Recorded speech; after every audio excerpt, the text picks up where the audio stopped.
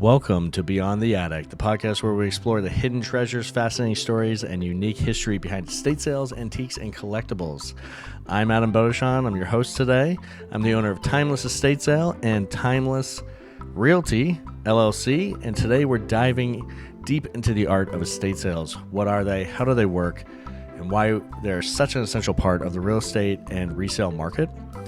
If you've ever walked into an estate sale and wondered, man, what's the deal with all these price tags? Why is this antique chair worth so much? Why are these people lining up outside at 6 a.m., which is crazy. I've had lines down the street. It's been unbelievable. This is the episode for you guys. This is episode number 1 of many on our new channel for our companies, and we are here to provide you guys the best insight to estate sales, why things are so expensive, what is so big about this market where you can resell and just make a lot of money. So stick around, because by the end of this episode, you're going to know exactly how estate sales operate, who benefits from them, how we can make the most of our next visit to an estate sale, whether you're a seller, buyer, or simply just a curious explorer of history-packed homes. Every home has a story, and there's always something there for everybody. So let's get into it. All right, everybody, let's learn the basics. Let's start with just the very most simple question. What exactly is an estate sale? A lot of people don't know. I've been doing this business for, a long time now, recreationally, probably about 25 years, and I've been doing it professionally for about 3 years, but most people don't even know what an estate sale is. They have no idea. So an estate sale is a professionally managed sale of your personal belongings. So your furniture, your antiques, your collectibles, your household goods from somebody's home. So it just depends on the situation. This usually happens, though, when a homeowner passes away, is moving or downsizing, or needs to just liquidate their assets for other financial reasons. Some are sad, some are happy. Some it could be, divorce. Some could be, they're upgrading and they just want to buy all new stuff. It just really depends. So most people are always asking me every time I do a sale, or they're calling my company, hey, what's the difference between an estate sale and a garage sale? I don't understand the difference of why they're different. So, and I know what you're thinking. How is an estate sale different, right? Estate sales just involve nearly everything inside the home, while a garage sale is usually limited to the smaller unwanted items. So think of the last time you had a garage sale. Your family or yourself, you're like, man, my garage is packed full of junk. I just need to get the stuff out of here. I want to clear house. I want to just make things a little bit nicer for myself. That's what garage sale is, when you throw everything out on your driveway. And it's usually correlated with the neighborhood throwing a garage sale. You throw it on Facebook. You might just put signs out saying yard sale, and you're just trying to get rid of your unwanted items, your junk, the stuff you don't want anymore. The difference is that's what a garage sale is, or a yard sale, same thing. The difference is an estate sale is a professionally managed garage sale, but everything in the home. So with my company, we stage, we organize and price, we advertise the sale, and there's an official structure that we use for an estate sale. And we're going to go through it and break it all down. So estate sales attract not just the regular garage sale people that are just driving by. They attract collectors, resellers, antique enthusiasts, Airbnb owners, thrift store owners. It's not just the regular mom and pop people that come. It's a lot of big resellers as well. Well, garage sellers tend to attract just the local bargain hunters, like, oh, yeah, that would look good on my mantle, But at an estate sale, you might find anything from fine china and silverware to vintage records, rare art, music memorabilia, valuable jewelry. Some sales even include basic cars. Like, I've sold cars, classic cars.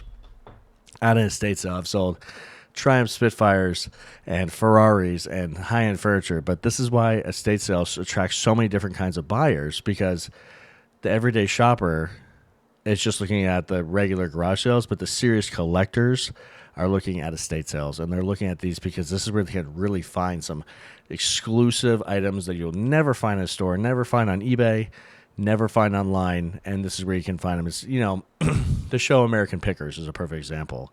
That show, I think, was staged, but it's one of those things where an estate sale is basically the same function, where these people haven't opened these homes in 30, 40 years. Oh, I haven't opened my barn in 40 years. Oh, I haven't opened my secondary house in 30 years. I don't even remember what's out there. So you can find hidden gems and hidden treasures in these places. It's amazing. But, who holds an estate sale and why? I mean, So exactly who holds these estate sales? Why do people need to liquidate an entire like house's contents? Like what would be the breakdown of that?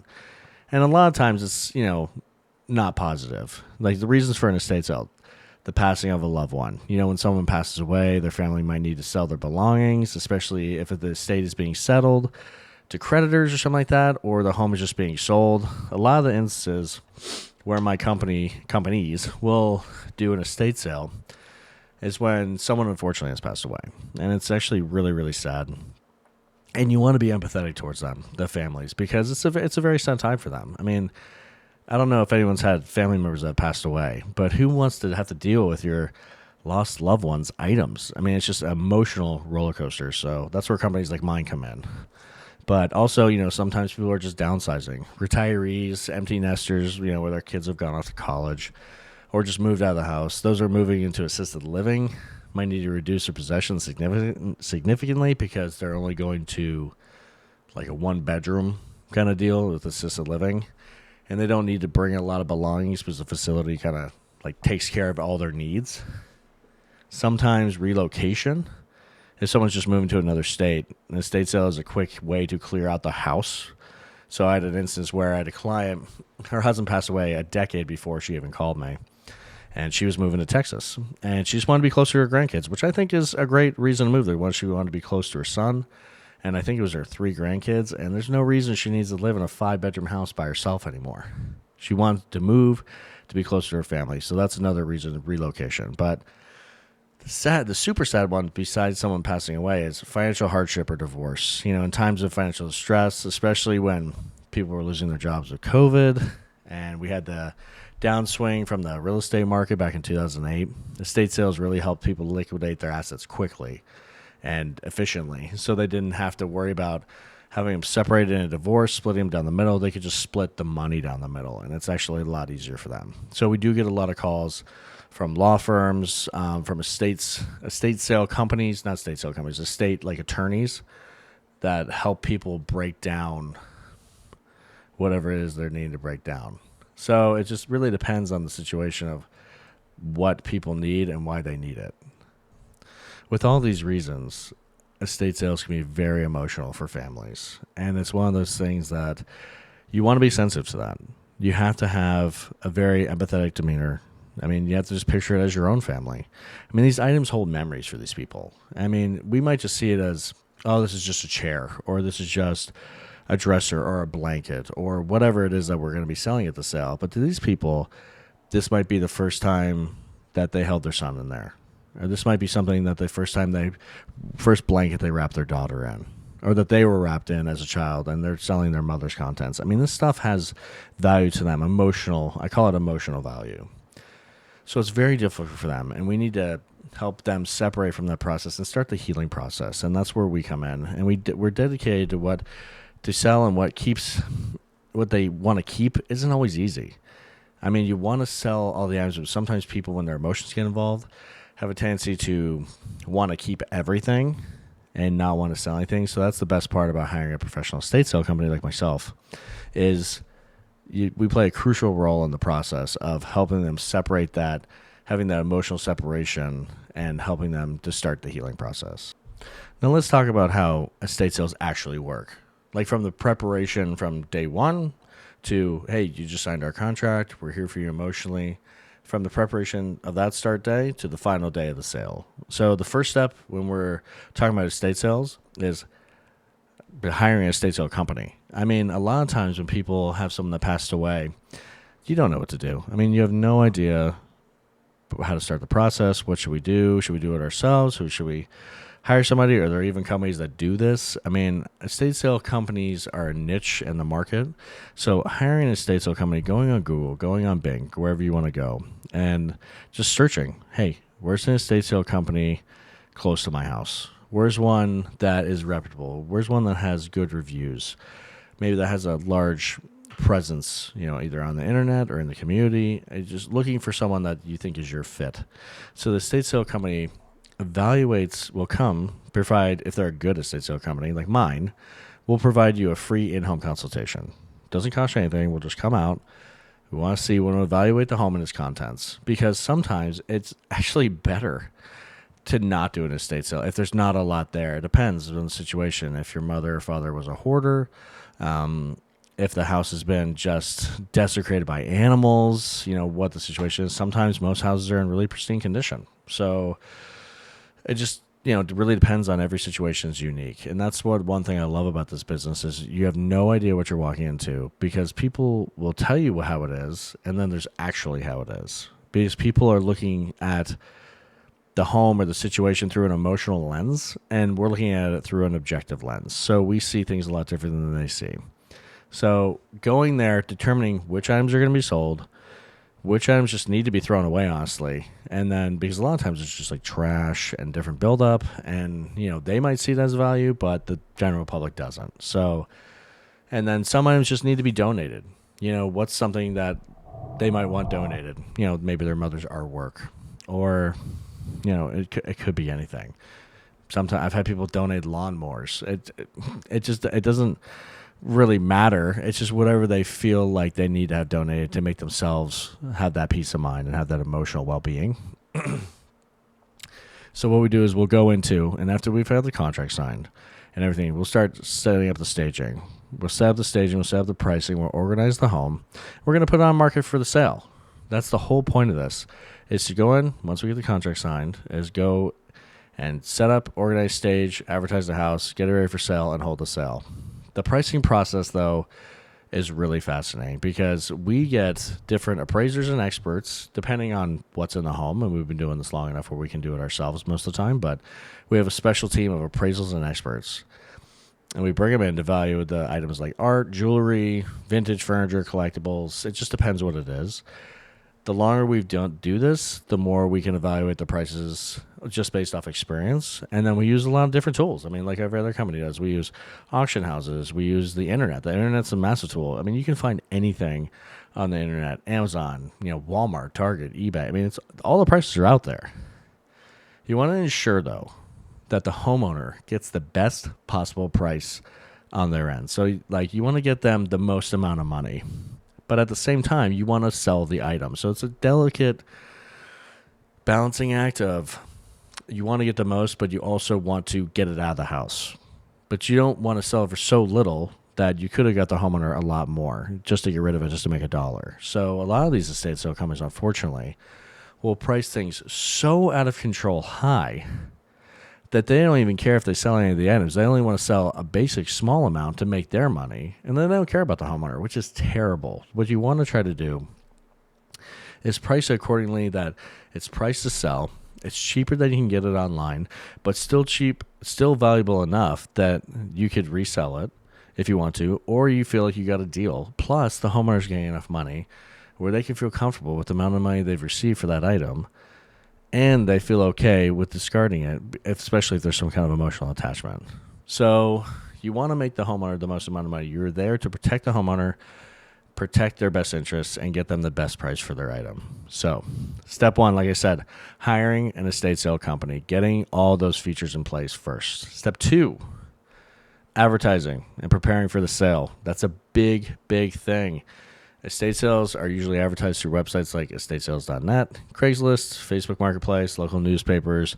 There's a bunch of other sites like my company. We use a bunch of different sites. We use those, but we also use a bunch of different ones that we privately pay for, auction houses, membership-only auction sites, membership-only garage sale sites, yard sale sites, estate sale sites. So we have a membership-only based format that we also use. You want to make sure the house is staged like a storefront. What do I mean by that? So when you walk in, you go to the store, you can walk through the aisles and not bump into anybody because, God, there's nothing that makes me more mad when I go to the store and excuse me. It's just constant clutter. You want to make sure that it's really nicely laid out so people can walk from section to section without bumping into each other. It's kind of a flow through the house. So stage it like a storefront, with furniture, artwork, decor arranged in an easy browsing fashion so people can see every single item. And if they want to walk back through, they kind of have to walk back through the whole house again to be able to get back to that one item. And then they'll see something that they missed before.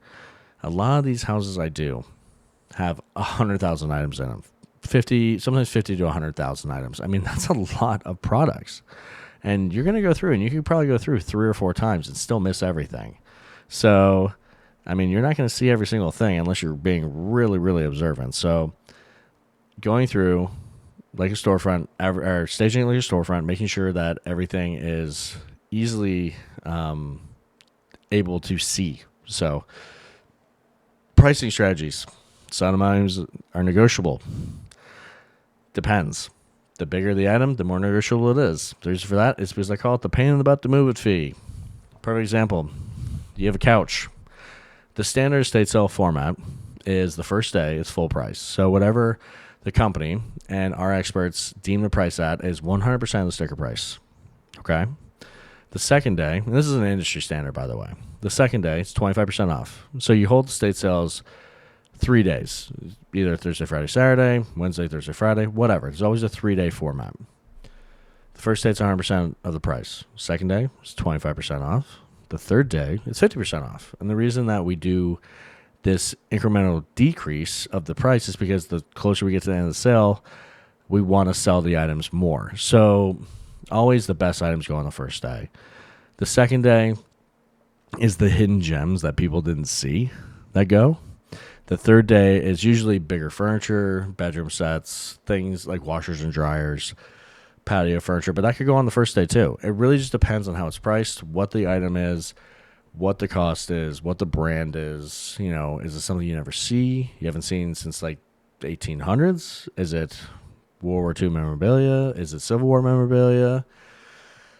Is it something that was sought after back in the 70s that you can't find anymore? There's a million factors that go into this thing, but pricing, the big items are negotiable. Big beds, fridges, couches, things like that. Things that are a pain in the butt to move. I call it the pain in the butt to move it fee. So perfect example. If there's a couch, say it's, I don't know, priced at $500. Someone walks in day one and says, "Oh man, I really want this couch, but I only have $350. Do you think I'm going to tell them to come back the next day? No. There's a lot of companies that do that. A lot of companies will say, "Well, I'm sorry, this is what the price is. Come back tomorrow." If that person leaves, you will never see them again.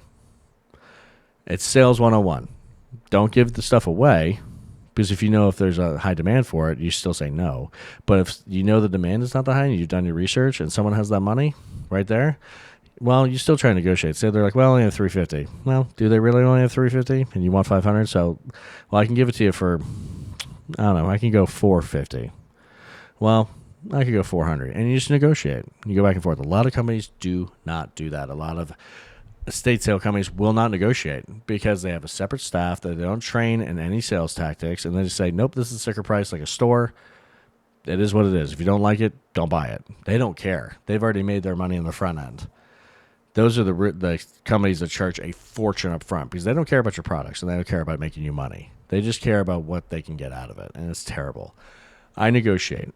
I want to make sure I get the best possible price for the homeowner, but also make sure that the client, meaning the customer coming through the home, is also happy. So everybody's happy. And I want to make money too. I'm in this business to make money as well. So that explains all the pricing. That's pretty much how it works. It's a general kind of rule. So the 100% on the first day, 25% off the second day, 50% off the third day, like I said. Every company has its tweaks. I do things a little bit differently than most companies. I'm very unique in my niche. I try to separate myself. Other companies are really strict. Some people don't care at all. They just negotiate everything. It's really just depending on the company you go with. But if you want someone that will give you the best value for your products, you want someone that has some kind of structure all the time. So when the sales day arrives, the first day of the sale, woo, we made it. Everything's staged, priced, organized. We're great. Advertised, we're good. It's not uncommon to see really long lines of people waiting outside, especially if the estate sale has high value items like antiques, collectibles, a lot of music memorabilia. That's just unique to my region. It really depends. Like there's a lot of old sports fans where I live, so it really just depends on what the item is, how rare it is. Some vintage Hot Wheels, Legos, sports memorabilia. I've had estate sales where I've had, Eric Clapton signed guitars there. A lot of Kiss memorabilia, but a lot of stained glass antiques that people want. So some estate sale companies even hand out entry tickets to control the crowd. It gets super crazy. I've had sales where I've had 150 people waiting at the door, and it's like Black Friday when you open that door. People are pushing each other. Sometimes it can get out of hand. We've kept it under control, but they're screaming at you, where's this, where's that, where's that? Because especially when you have a large home that's like 3 stories and there's thousands and thousands of items, people want to be the first one to get their hands on that item. It's first come, first serve. So this is what I always tell people. This is how you can shop smarter on estate sales and find the best deals. So when it gets crazy like that, couple big tips, okay? Pro tips for buyers. You're a buyer. You saw it online. Usually the sale gets advertised the week before. So say the sale is on Thursday, Friday, Saturday, which is standard for my sales. I'll always advertise it the Friday before. So you see it online. You're like, oh my God, I saw this one item. I had this when I was a kid. Oh my God, I have to get this item. Some pro tips, okay, for you guys as buyers. Arrive early for the best selection. If you get there, say it opens at 8. Mine always open at 9. I do 9 to 2. Sometimes I'll do 10 to 3. Sometimes I'll do 9 to 3, depending on the items. Regardless, if it opens at 9, don't get there at 9. That's a mistake people make all the time. Oh, I got there at 9. I got there when they open. Yeah, so the other 150 people in front of you. So if you see something and you think the sale is going to be massive and you really want to get the item, get there early. Get there at 7:30. It sucks to get there that early, but do you really want that item? It's like Black Friday. Well, the way Black Friday used to be before Amazon, but get there early. The first day has the most options. The prices are the highest, but the more you buy, I do this with my company as well. The more you buy, I love doing bundle deals. You come in, you buy 30, 40 items, I'm going to give you a deal. I'm not going to say, oh, it's just a sticker price. Nope, I'll give you a deal. You're buying a lot of stuff. Get there early, really, really early. Get in line. Get there on. Don't be get there at when it opens. That's dumb. Don't do that. Wait until the last day for discounts, especially on bigger items. Many estate sale discounts remaining. Items are usually, like I said, 50% off on the last day. If it's within the last couple hours, it could be even more, depending on what it is. A lot of these times, these people are just donating the remaining items to charity. Sometimes they're doing junk removal. It just depends on what they're doing. The biggest question I always get from buyers that come in is, oh, what are they doing with the items after the sale? I'm not going to tell them. That's confidential information. I'm not going to say, oh, the homeowner's throwing it away. Well, that makes them think nothing in here has value. So, and plus, it's confidential in our contracts. We can't tell them what the homeowner's doing. It's not their business. So we just say, oh, I don't know. That's up to the homeowner. We're not sure. The reality is they're probably donating it or throwing it away. They have to get it out of the house somehow. They have to get out of the house to get it ready for sale, to get prepped for real estate. So, or they'll leave some things for staging. I mean, sometimes they'll leave certain rooms if it's really modern furniture for staging. Sometimes they might leave the washer and dryer. Sometimes been requested to leave the pool table. They're super heavy. But, I mean, what do you think they're going to do? They got to do something. So you can usually negotiate for massive discounts on the last day. But keep in mind, the last day is only going to have the items that nobody wanted the first 2 days. So it really depends what you're looking for. I mean, if you just bought your first house and you've unfortunately destroyed your credit and you're like, wow, we have no furniture for our house. We can't go to Rooms to Go. We can't go to Haverty's. We can't go to, Ashley Furniture. We can't go to any of these places because we can't put a mark on our credit because we have to be able to close on the house. So what do? You go to estate sales. You go there and you can pay for things in cash. You say, I'll take this room and I'll take that room. And you're looking for bigger furniture items. Yeah, I'm looking for a kid's bed. I'm looking for, you can buy the mattress too. Everything's for sale. I mean, I wouldn't recommend that, but people do buy the mattresses. That's, to each his own. But I would say there's nothing wrong with bed frames, dressers, things like that. Everything can be washed and wiped down. So that's the best way to furnish your first house if you don't have the money and you don't have the available credit. And that's happened a lot. But negotiate respectfully. That's the big thing I can tell you. The worst thing you could ever do is get overly aggressive with the estate sale attendant. So I've had a couple employees work some sales where they've told me people get really aggressive. People kind of almost bully them, which is, there's no reason for that. We're all human beings. We're all adults. Everyone, just talk to your estate sale person with respect. They want to sell the stuff to you. They're not trying to keep it from you. They're not trying to be like, oh, putting my foot down, and if I can't get it sold for this price, I won't get. Now, Sometimes the homeowner says, I'm not going to sell this item for less than this, so don't sell it for less than this. But if you're smart estate sale, either company owner or whoever's operating this sale, we'll just say that to the client. So say someone's $500 and this guy's like, hey, I want it for $300. But the owner told me, hey, I want to sell this, but if it doesn't sell for $350, I'm just going to keep it.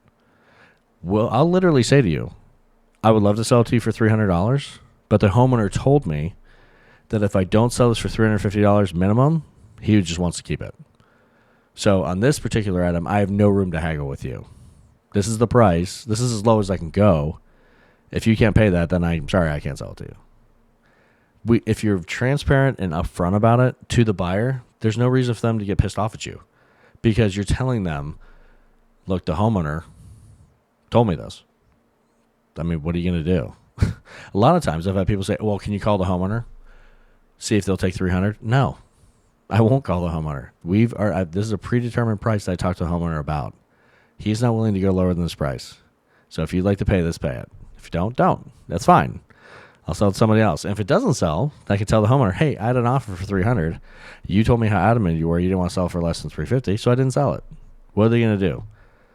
Sometimes I've had homeowners be, well, you should have sold it for $300. Well, then you should have told me you were taking $300. So it goes back and forth. I mean, sometimes, depending on the situation, if you're a good estate sale owner or estate sale company owner, like I think I am, I'll call every day after each sale day and give updates and say, hey, I had a couple people that wanted to pay this price. Would you be willing to go down to this? And if they are, then that's a great negotiating tool. You can use that on the next day. You missed that first initial sale, but you have that as a negotiating tool. So basically what I'm saying is, as a buyer, be respectful to the person that's selling the product. The worst thing you can do is to be horrible, to be rude, to be disrespectful to them, to be mean, because they won't sell it to you just out of spite. Lowballing is super frowned upon. I mean, there's nothing wrong with haggling.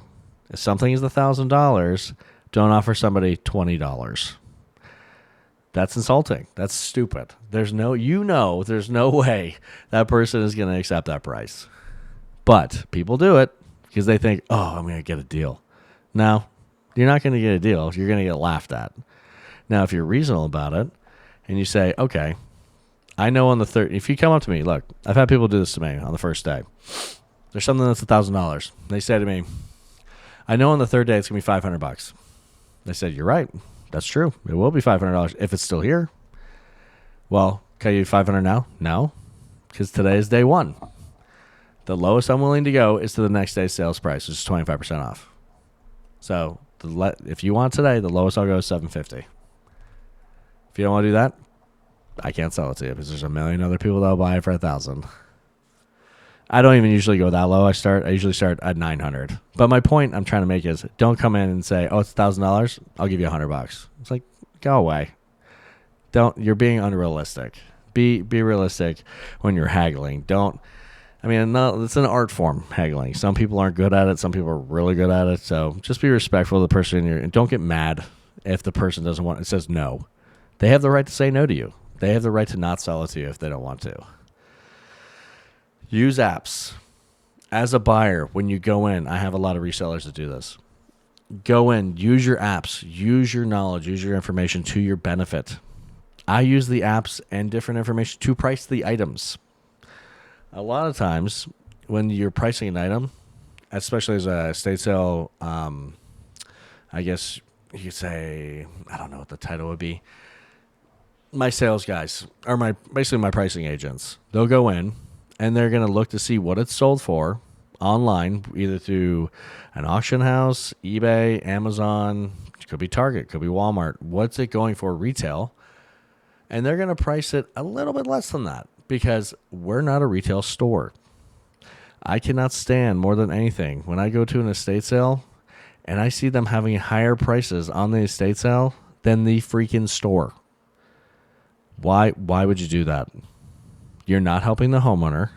What you're doing is you're taking advantage of people that don't know any better. And it's usually, unfortunately, the elderly, which is really, really sad that these companies do this. I find it disgusting. I really don't like it. I think it's dishonest, and I'm not that type of person that could go to sleep at night knowing that I ripped somebody off. That just really bothers me. Yeah, I want to get the most for the homeowner, but at the same time, I'm not, say something I know is $20 at Walmart brand new, and you have it, and I've seen companies price it for $30, and people buy it because they think it's worth $30. I mean, you're just being dishonest. You're stealing. You are stealing from a client. You're taking their stupidity and using it for your advantage. And look, corporations do that every day. I don't believe in that. I don't think it's right. I don't think you should. I think that you should sell it for a fair price. So if it's like $20 in the store, brand new, I mean, depending on the condition of the item, say the item is only 2 days old, never opened, sure, I'll say, hey, but it's never going to be $20. I'll price it 18 or 17, like whatever. This is just an example. We're not in a store. So stop telling me and stop telling your estate sale people, oh, I think it should be this. We've done our research. If we want to price it at a different price, we will, and we'll negotiate with you. We have no problem. We want to sell it. But like I said, use your apps like eBay, like Amazon, like Google Lenses. Don't use Google Lenses. You look like a dork. But people do it. I mean, hey, everyone loves different things. Quickly check the resale value of the item before you purchase. Please.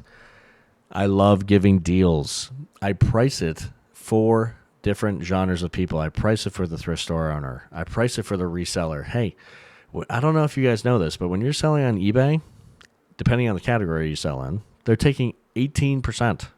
It's more closely to 20% of the value of the item because they got to make their money too. I think that's a little outrageous how much they take because I've sold items on eBay and it's outrageous how much they take from you. I mean, think about it. You sell $1,000 item. They're taking $200 of that.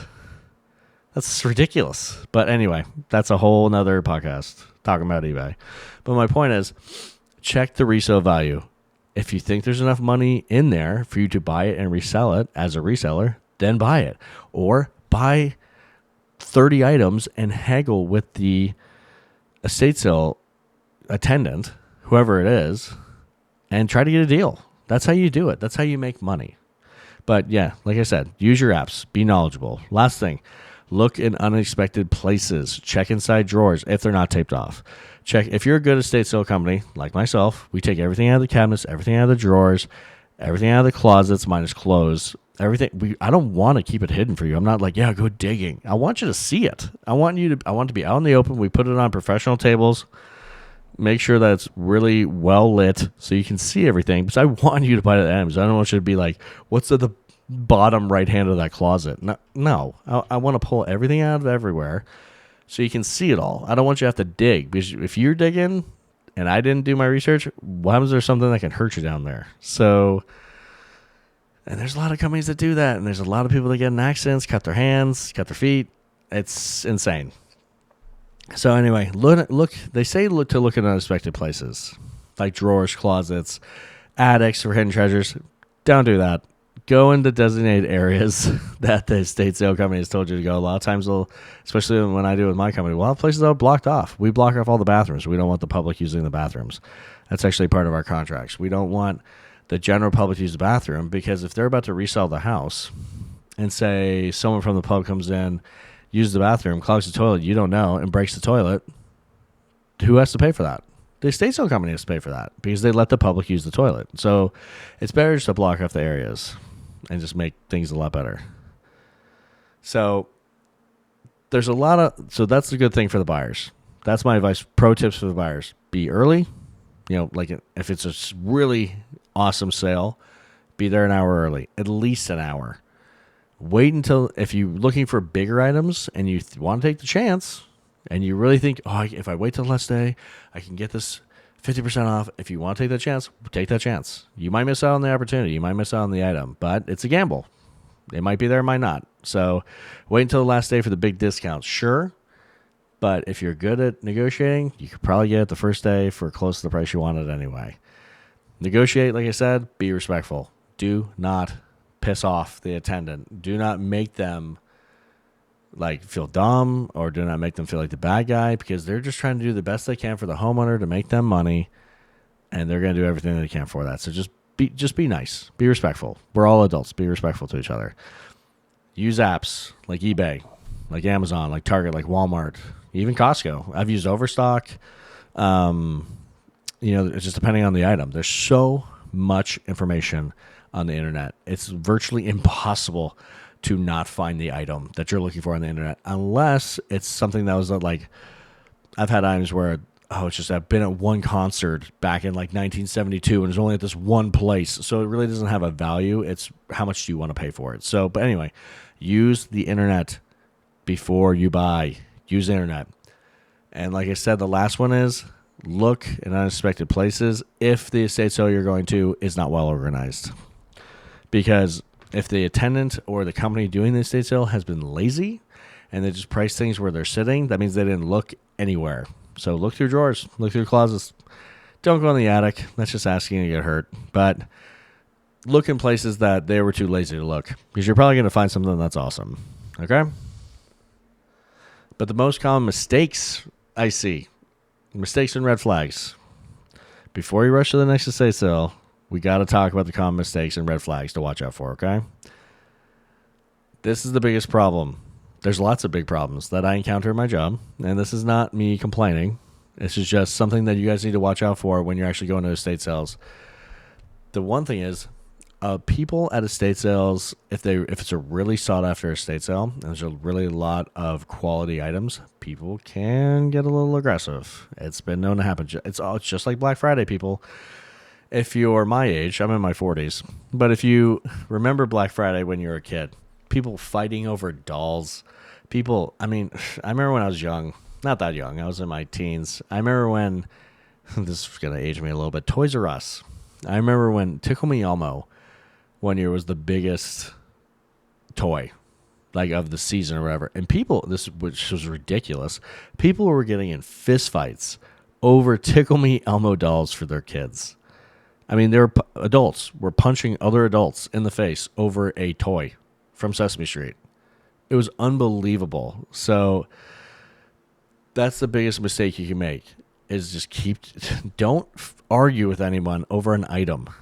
If they got it first, you should have gotten there earlier. Don't blame them for getting something that you wanted. That is the most common thing I see, is people complaining to each other about, that one, I came here for that. Well, tough crap. Get here earlier. We're all adults. Be responsible. Assuming everything is a bargain.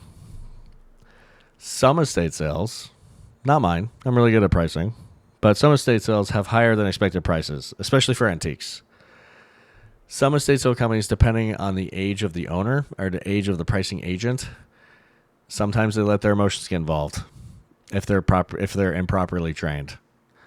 The problem is they price things higher than they should be priced, because they're basing it sometimes on their own life or what they think it should go for, or what they saw once on Antique Roadshow 7 years ago. Sometimes estate sales can have higher than expected prices. So be aware of that. Be aware of the pricing. Like I said, use the internet. It's an amazing tool. It's hard to price antiques. With antiques, look for the name inside the top, say it's a dresser. Every antique, unless they're handcrafted, which there are a lot of handcrafted techniques by local craftsmen. So that's just going to be hard to price regardless. It's really just how beautiful do you think it is, and are you willing to buy it? Otherwise, if it's made by a manufacturer, the top drawer, if there is a drawer, always has the manufacturer's name in it and the model number. It's usually, when you pull it out, it's usually on the left-hand side on the top drawer. It will tell you. Look up the brand, look up the model, look up the year. How much was the price for in that year? How much do you think you should go for now? What's the average cost of furniture depreciating? Most times furniture lasts what?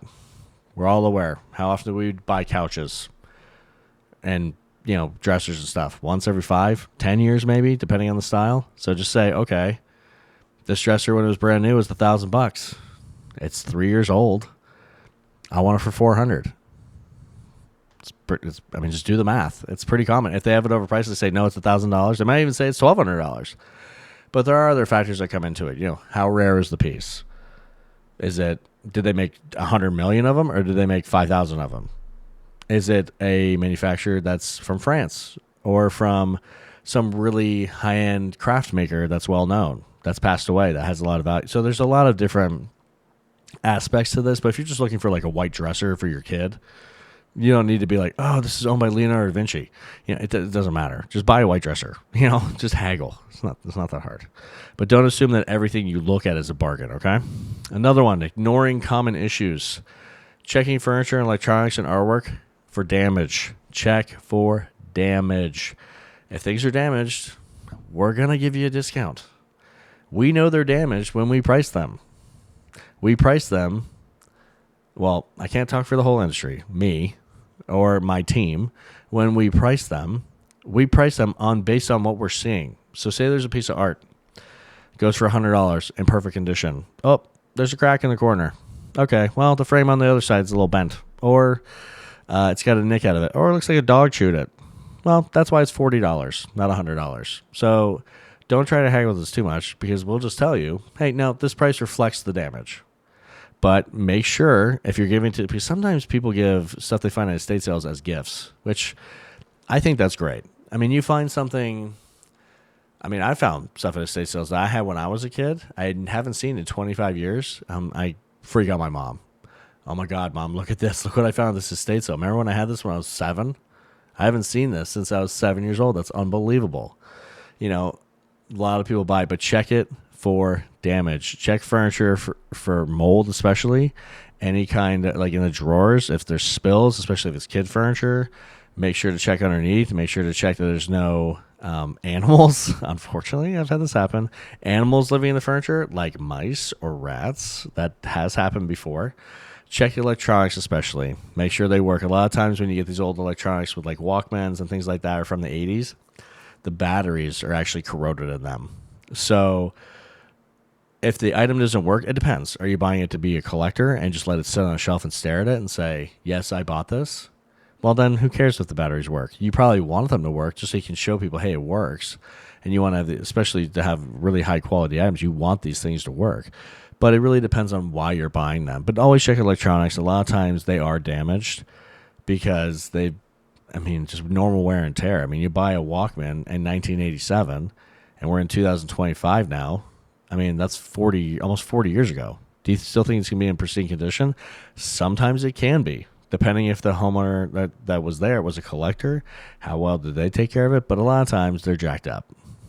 So just look at everything you're buying, and there's still a value to it, because even if you're a reseller, you can still sell it for parts, because they don't make those things anymore or make these items that you find anymore. So you can still sell them for parts or sell them as is, and people still buy them. So there still is a value for those things. So just making sure you're not ignoring the condition issues. Make sure you're always checking things for damage, okay? Even though, this is the next one, even though most people understand that, well, it's hard to say. As an estate sale company, the form of payment. My company, we take credit cards and cash. So we take credit cards, debit cards, cash. We don't take Venmo. We don't take, Zelle, any of that stuff. It's just too much risk for fraud. And fraud does happen a lot with those, okay? So if you're an estate sale company owner listening to this, welcome, fellow owners. But also, do not take Venmo. Do not take Zelle as a payment. Don't be stupid. That's my best advice. Don't be stupid. If you think it can be ripped off, you will get ripped off. So accept credit cards, sure. Understand that you occasionally will have chargebacks because people are awful. It is buyer beware. We tell people everything is as is, and all sales are final. So if you buy something on a Thursday and try to return it, which I've had happen, on a Saturday, tough crap. I'm sorry that you broke it in those 2 days you had it, but it's not my responsibility. Buyer beware. We have signs. If you're a smart estate sale company, you'll have signs saying all sales are final, no returns on any items. You'll be smart. But anyway, the common mistake, like I said, we're talking about red flags here. People not bringing cash.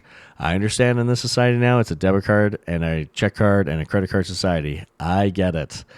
But if you're going to an estate sale, which is essentially a steroided, jacked up garage sale, bring cash.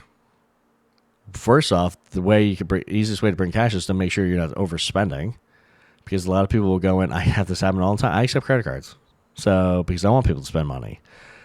But people will go in and say, oh, I only need one thing, and they come out with like 20 things. Hey, more power to you. I'm not here to tell you how to spend your money. I'm not here to control how you spend your money. That's on you. But if you want to be responsible and you have a budget and you don't have a lot of money and you want to go to an estate sale to try to make some money for reselling, great. That's how I started, by reselling at small garage sales and estate sales. Bring cash. Have a budget. Bring the amount of cash you want to spend and try to haggle down to that amount of cash you have for the item. A lot of estate sales still to this day do not accept credit cards. And a lot of the reason they don't accept credit cards, I can tell you the reason. If you go to an estate sale and they don't accept credit cards or debit cards and they're only doing cash, that means they're not a real company. That means they're a mom and pop person that has no insurance, they're not licensed, and they are not a real business. Which is fine as the buyer. What do you care if they're a real business? You don't care at all. But if you're a homeowner and you're listening to this, do not hire a company that does not take credit cards. Do not hire a company that does not have a license. Do not hire a company that does not have insurance.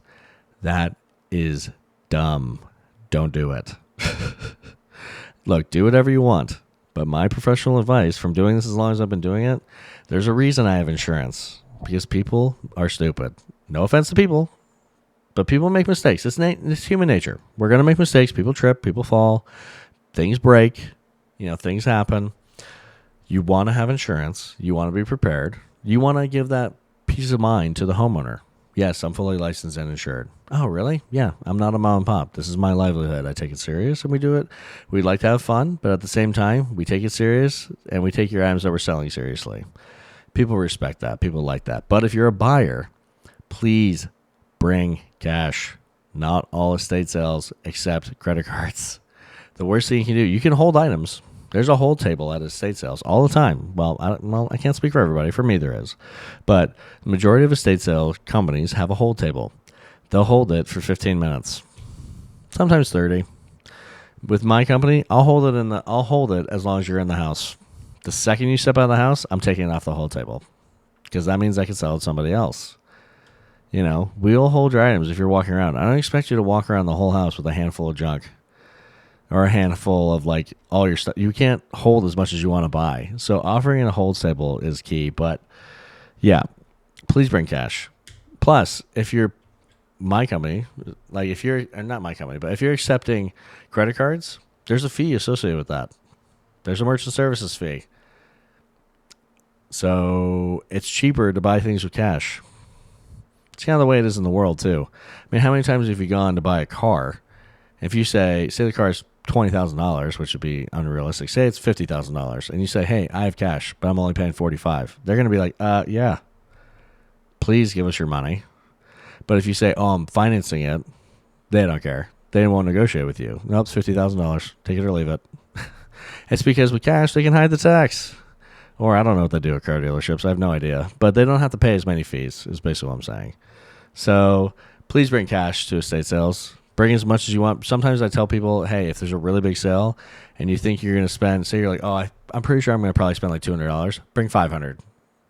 The reason I say that is because you're never just going to spend what you think you're going to spend. You're always going to find something that you didn't see in the pictures or that you thought you had to have or didn't have or whatever. Okay? Bring more money than you think you have. You can always go back to the ATM and put it back in the machine. You don't have, or keep it on you. You don't have to spend it. But bring more than you think you need, always. Another thing, common mistake that people always do. When you see furniture or you see things online that you really want, I have a perfect example. My last sale, there was a beautiful kitchen table. Beautiful dining room table. It held 18 chairs. It was unbelievable how immaculate this table was.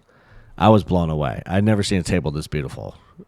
And I usually don't get not starstruck, but I usually am not oh my God, at items, because I've seen probably millions of items at this point. It's still a lot of things I'm like, whoa, that's cool. But I was struck by this table. It was unbelievable. And I said, God, who's going to buy this thing? It came in 6 separate sections. That's how big this thing was. And I was like, This thing is unbelievable. So I market it. We take professional photos, HD 4K photos. We market it.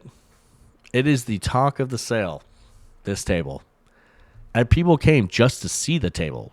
They didn't even want to buy it. They just came to look at it, which is funny. Some people, I remember this one guy, he drove over an hour just to see the table. It was really funny. It was really funny. I was kind of surprised by that, but I remember that guy. That guy was hilarious.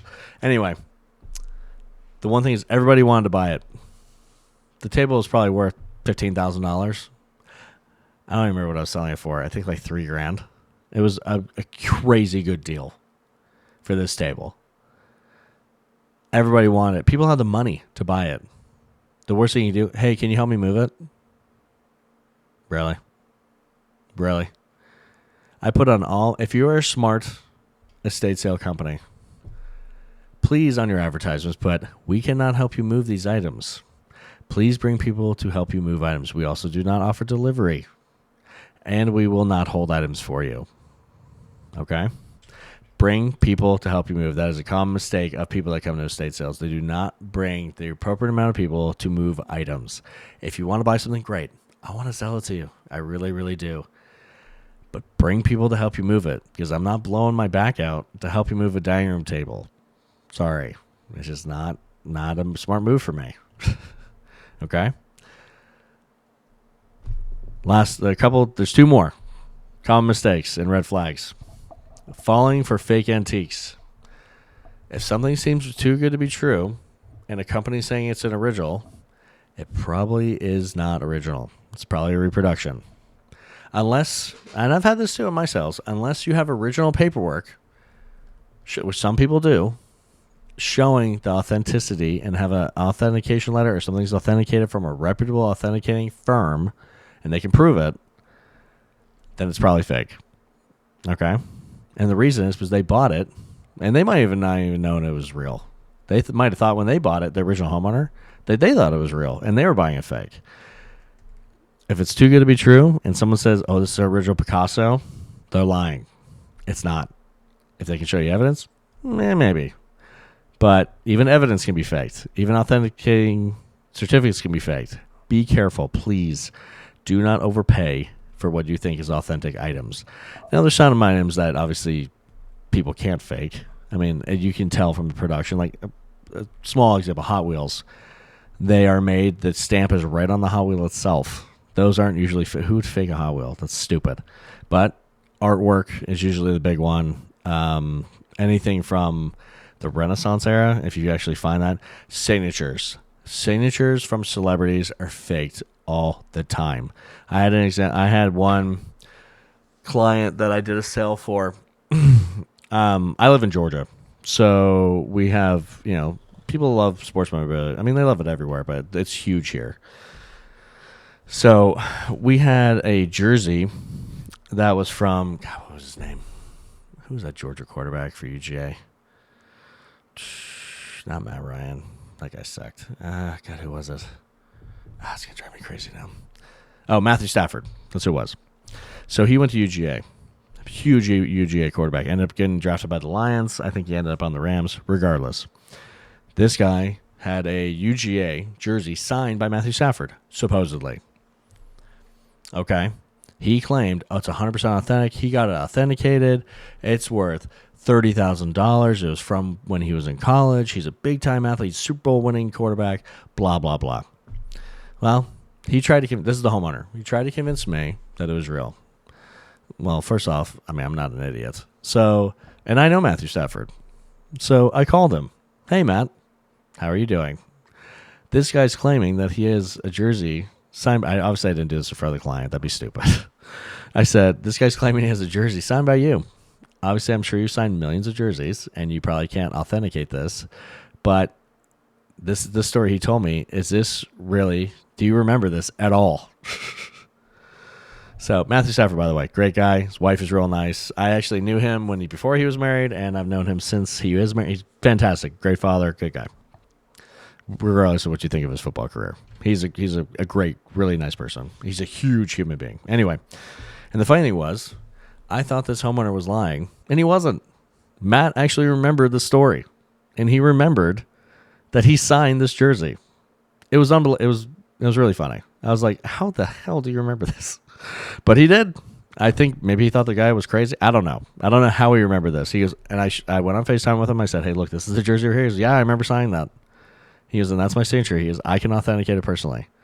So I said, okay, can you send me a recording of you saying you authenticate this jersey? And very sweet guy. Nice guy. I've known him since I was in my late teens, early 20s. We're not like best friends or anything, but we're still friends. And so he's like, yeah, he sent 5-second video. Hey, I'm Matthew Stafford. You know, that I authenticate this jersey, that I signed it. That's all he said. So when I went to sell this thing and people are like, oh, it's not a signature. This is crap, blah, blah, blah. I showed them the video. This is the video. I called Matthew Stafford. I know him. And they're, oh, okay. And then there was a huge bidding war over it. So there's times where things are fake, especially sports memorabilia. But I've also had instances where people say, oh, this is Michael Jordan's signature on this poster, when it clearly isn't. I mean, people fake things because they want to feel bigger than they are. They fake them because they might not even know they're fake. They might have bought them thinking they're real. Unfortunately, I have to give them the bad news, or I tell them who to contact to get it authenticated. I have authenticators for everything: jewelry, signatures, medieval weapons, all sorts of stuff. But the whole point of these stories, do not fall for fake items. If it looks too good to be true, it probably is. Okay? So, we've gone through a lot today. I know. It's a long thing. You know, the art of estate sales, what do you need to know? Episode 1. Woo! We're going to have tons more episodes, guys. I love this. The podcast is called Beyond the Attic. I find so many things. I love doing estate sales. We went over what's an estate sale, okay? Why it's different from a garage sale. Who holds estate sales and why? Like I said, unfortunately, it's people that sometimes are, hardships fall on them, divorce, loved ones passed away, downsizing, relocation, okay? How the estate sale works, it's from the staging to the pricing to everything else. I mean, obviously, each company has their own tips and tricks, has their own methods, has their own procedures. Every company is different, but regardless, you can still find the amount that the item went for on the internet. They can't hide that. That's public information. So that was step 4. Tips to shopping at estate sales. Please, pro tips, look into the items you are buying. Don't just assume because something's $50 that it's actually worth $50. You don't know that. I mean, this is not Walmart. Like, you're buying secondhand here, and you're buying used items, so you need to know the value, okay? And we went over for a long time the common mistakes and red flags that happen at estate sales. Assuming everything's a bargain, ignoring common issues, not bringing cash. Please bring cash. And falling for fakes and antiques, okay? So, like I said, estate sales are an art form. Whether you're hosting, buying, or just exploring, there's so much history and culture and hidden value in every sale. I mean, there's so much unbelievable things I've found. And we're going to have our next podcast is going to be over all that stuff. So have you ever found something amazing in a estate sale? Tell me in the comments. Tell me what you think of this podcast, because we're going to be doing a lot more episodes. Tell me what you think, because a lot of people don't even know what estate sales are. I was really happy I could break down and explain it to you guys from a person that owns an estate sale company. I own an estate sale company and a real estate. Like my wife does real estate. So our combined company, we do real estate, estate sales, and junk removal. We do the whole thing, turnkey. We are in North Atlanta. So if you guys, anyone that's listening that's in North Atlanta, knows someone that needs an estate sale or someone that needs to sell their house, please give us a call. I'll have a description for our businesses our description for our businesses on the podcast. It's timelessestatesale.com and Timeless RES for Timeless Realty. Those are our two companies. We love the Timeless logo. We think everyone's items are precious and have their own time for somebody or somebody else to be purchased. But I'll tell you one thing. The best thing, there's so many things that we found at estate sales that are amazing. And so many things that we found in junk removal that were underneath homes and in walls. That's awesome. So have you ever found anything in Messer? This is what I want to know in the comments. First of all, what do you think what do you guys think of the podcast? Second, have you ever found anything amazing at an estate sale? Some hidden gem, some hidden treasure, something that you found at the bottom of a box you didn't even know when you bought it. I want to hear your stories. I want to hear what crazy things you've seen at estate sales, bought at estate sales, or just tell me just wild stories. I love hearing from people. It's the best. Share your stories with us on social media. Throw it in the comments. We would love to respond to you guys in the comments. Like I said, if you need someone to buy your house or you need to sell your house, contact us at Timeless Realty. If you need to do an estate sale or junk removal or anything like that, contact us at Timeless Estate Sale. All the links are in the description. Join us next week, guys. I'm going to do another episode 2. It's going to be on hidden treasures, the most valuable finds at estate sales. That's why I want to know what you guys found, because I'm going to tell you all the crazy things I found. I have found unbelievable things at estate sales, things that you're going to be like, oh, you're making that up. I'm not. I wish I was making it up. There's a lot. People are I deal with a lot of people from the Depression era, okay? Where they hid stuff in walls and in ceilings and booby traps and all sorts of stuff. So we're going to get into that on the next episode, Hidden Treasures. But until next time, guys, keep exploring, keep collecting, and always look beyond the attic. You guys have a good day.